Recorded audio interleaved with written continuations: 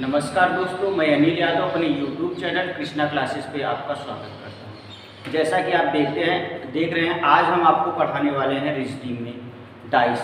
चलिए पढ़ते हैं, देखते हैं। डाइस किसे कहते हैं? डाइस माने पासा। डाइस किसे कहते हैं? ऐसी आकृति जो घन या घनाभ जैसी हो उसे डाइस कहते हैं। ऐसी आकृति जो घन या घनाभ जैसी हो उसे डाइस कहते हैं। डाइस कितने प्रकार के होते हैं? डाइस दो प्रकार के होते हैं। कौन कौन से? एक स्टैंडर्ड डाइस मतलब मानक पासा, और एक होता है नॉन स्टैंडर्ड डाइस यानी साधारण पासा। अब चलिए देखते हैं पहला स्टैंडर्ड डाइस। स्टैंडर्ड डाइस किसे कहते हैं? ऐसा पासा जिसके सभी विपरीत सतहों पर लिखे अंकों का योग। ऐसा पासा जिसके सभी विपरीत सतहों पर लिखे अंकों का योग 7 हो उसे स्टैंडर्ड डाइस कहते हैं, यानी मानक पासा कहते हैं। उसके जो भी सतह हैं, एक डाइस में, एक पासा में 6 फलकें होती हैं। उनमें सभी फलकों पर या 6 एक, किसी पर 1, किसी पर 2, किसी पर 3, किसी पर 4, किसी पर 5 और किसी पर 6 पॉइंट लगा होता है या फिर उसमें अंक लिखा गया होता है। अगर उन पर लिखे गए अंकों का योग, विपरीत लिखे गए अंकों का योग 7 हो उसे क्या बोला जाता है? Standard dice. इसमें क्या होता है? स्टैंडर्ड डाइस में पड़ोसी सतहों पर लिखे अंकों का योग कभी भी 7 नहीं हो सकता। अगर पड़ोसी सतहों पर लिखे अंकों का योग 7 हो जाएगा तो नॉन स्टैंडर्ड डाइस में आएगा। अगर विपरीत सतहों पर लिखे अंकों का योग 7 हो तो उसे बोला जाता है स्टैंडर्ड डाइस। ठीक, आगे देखिए। चलिए देखते हैं उदाहरण।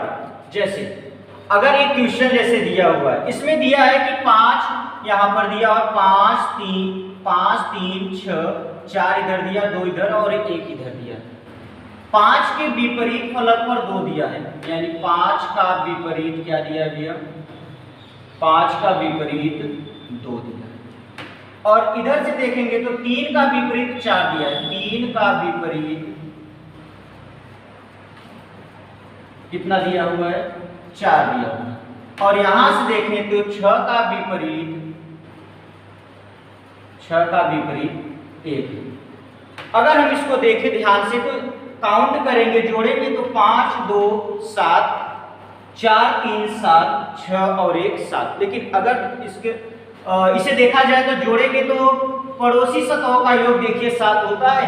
अगर यहाँ से जोड़े तो 5 और 6 कितना होता है?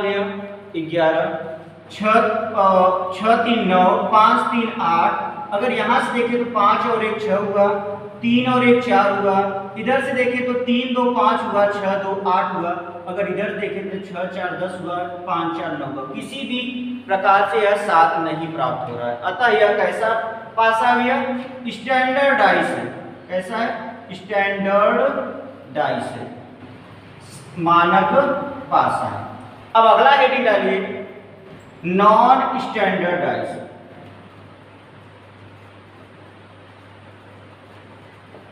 नॉन स्टैंडर्ड डाइस यानी साधारण पासा।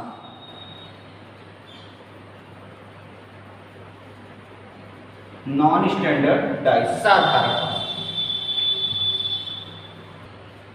नॉन स्टैंडर्ड डाइस यानी साधारण पासा ऐसा पासा जिसके किसी एक भी पड़ोसी सतह पर लिखे अंकों का योग 7, यानी पड़ोसी सतह मतलब जैसे 4 का पड़ोसी 3 हुआ, 4 का पड़ोसी 2 हुआ, 4 का पड़ोसी 5 हुआ, तो उनका योग यदि 7 हो तो वह कैसा पासा होगा?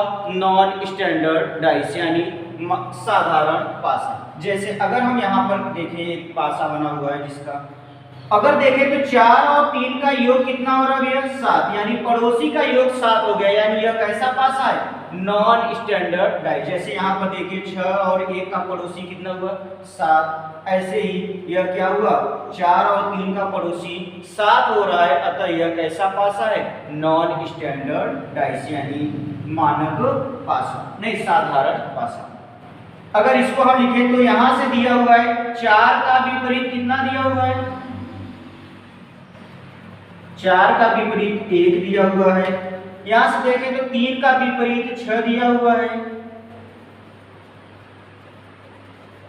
6 दिया हुआ है। अगर यहां से देखें तो 2 का विपरीत कितना दिया हुआ है? 5 दिया हुआ है। अगर यहां से देखें तो 5 2 7, ये तो सही है, लेकिन यहां पर देखें 6 3 9 और यहां पर देखें तो 4 और 1 5, ये तो ठीक है, लेकिन विपरीत का योग 7 आना चाहिए। बस 5 और 2 7 आ रहा है, बाकी 6 3 9 आ रहा है और 4 और 1 5 आ रहा है।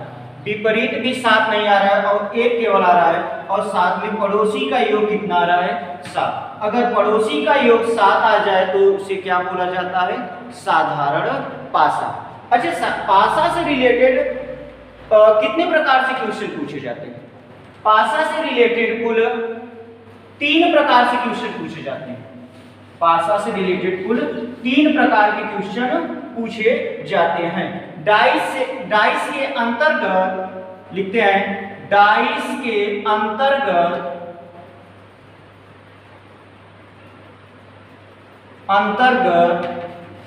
3 तरह के प्रश्न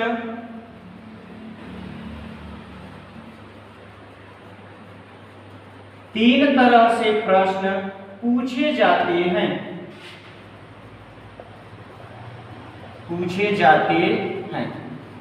कौन कौन भैया? पहला, वन फेस कॉमन,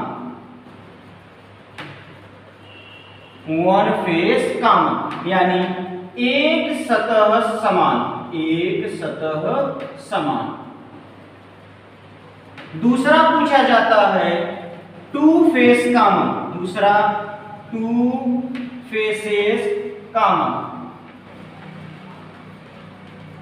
यानी 2 सतह समान।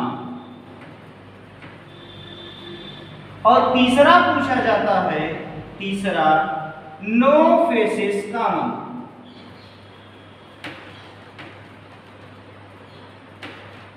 फेसेस कॉमन, यानी कोई सतह समान नहीं।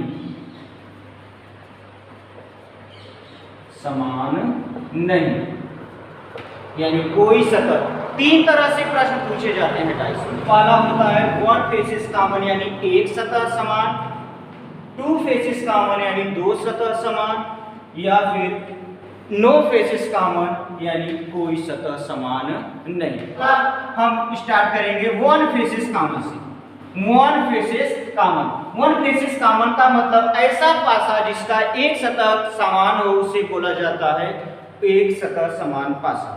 जैसे अगर हम एक क्वेश्चन को लेकर चले तो देखिए,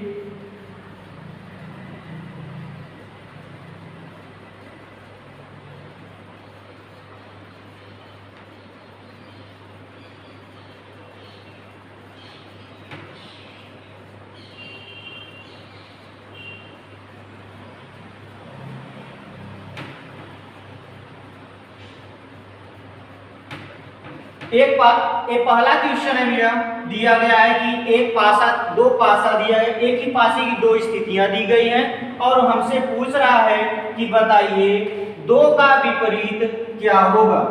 2 का विपरीत क्या होगा? 2 का विपरीत क्या होगा? तो सबसे पहले हम क्या करेंगे, इसमें से चेक करेंगे कि दोनों स्थितियों। अच्छा ठीक है, इसमें देखेंगे तो 1 यहाँ पर 3, यहाँ पर 4, यहाँ पे 6, यहाँ पे 6, यहाँ पे 2, यहाँ पे 5, यानी केवल एक सतह कॉमन मिल रहा है। यानी जो सतह हमें कॉमन मिल रहा है उसको हम देख लेते हैं, उसको चिन्हित कर लेते हैं और उसी के स्थान से हम क्लॉकवाइज घड़ी के दिशा में घूम जाते हैं। घड़ी के दिशा में घूमेंगे तो पहले जहां से जो कॉमन हो वहीं से घूमना स्टार्ट करते हैं। तो पहले क्या करेंगे भैया, 6 के बाद कौन सा आ रहा है? 4, फिर 3, 6 4 3। और दूसरे में देखेंगे तो 6 के बाद क्या आ रहा है भैया? 5 के बाद 2, 6 5 2। अब यहाँ पर समस्या ये हो गई, चलिए ठीक है, 4 का विपरीत तो 5 हो गया, 3 का विपरीत तो 2 हो गया, लेकिन 6 का विपरीत क्या होगा? तो 6 का विपरीत वही संख्या होगी जो इस सभी संख्याओं में न दिखाई दे रही है। यानी यहाँ पर जितनी भी संख्याएं दी गई हैं उनमें से जो संख्या न दिखाई दे रही हो वही 6 का जो कॉमन होता है उसका विपरीत होता है। तो देखा जाए तो यहाँ पर 2 भी उपलब्ध है, 3, 4, 5, 6, यानी इसमें 1 नहीं है। तो यहाँ पर 6 का विपरीत क्या होगा? 1 माना जाएगा। अगर हमसे पूछा जाए 2 का विपरीत, तो हम यहाँ से देख सकते हैं 2 का विपरीत कितना है? 3। अतः इसका आंसर क्या होगा? 3 प्राप्त होगा। ठीक, अब इसके आगे अगला क्वेश्चन, चलिए अगला क्वेश्चन देखते हैं। एक क्वेश्चन और है भैया, यहाँ पर दिया गया 4, 5, 2 और यहाँ दिया 4, 3, 6। अच्छा, इसमें देखें तो कौन सा अंक कॉमन है? 4, सतह 4 कॉमन है और इसमें भी 4 कॉमन है। अभी बताया कि पिछले क्वेश्चन में कि जो सतह कॉमन हो उसी से क्लॉकवाइज हमें घूमना होता है। तो 4 के बाद 2, 2 के बाद 5 ऐसे घूम जाएंगे और यहाँ पे 4, 4 के बाद 6, 6 के बाद 3। तो लिखेंगे 4, 2, 5 और यहाँ पे लिखेंगे 4, 6, 3। यानी अगर पिछली अभी क्वेश्चन में बताया कि जो सतह दोनों में कॉमन हो उसका विपरीत क्या होगा, तो वही संख्या होता है जो दोनों में न दिखाई दे। तो इसमें कौन सा संख्या नहीं दिखाई दे रहा है भैया? 1 दिखाई पड़ रहा है, एक नहीं दिखाई पड़ रहा। यानी 4 का विपरीत क्या होगा भैया? 1, 2 का विपरीत 6 और 5 का विपरीत 3। अब हमसे क्वेश्चन क्या पूछा है? 3 का विपरीत क्या होगा? तो यहां से देखें 3 का विपरीत कितना दिया हुआ है? 5। अभी इस वीडियो में अभी पूरा कंप्लीट नहीं हुआ है, अभी और सारी वीडियो आने वाली हैं। तो आप लोग बताइए कि यह वीडियो आपको कैसा लगा। आप लाइक कीजिए, शेयर कीजिए, सब्सक्राइब कीजिए। धन्यवाद।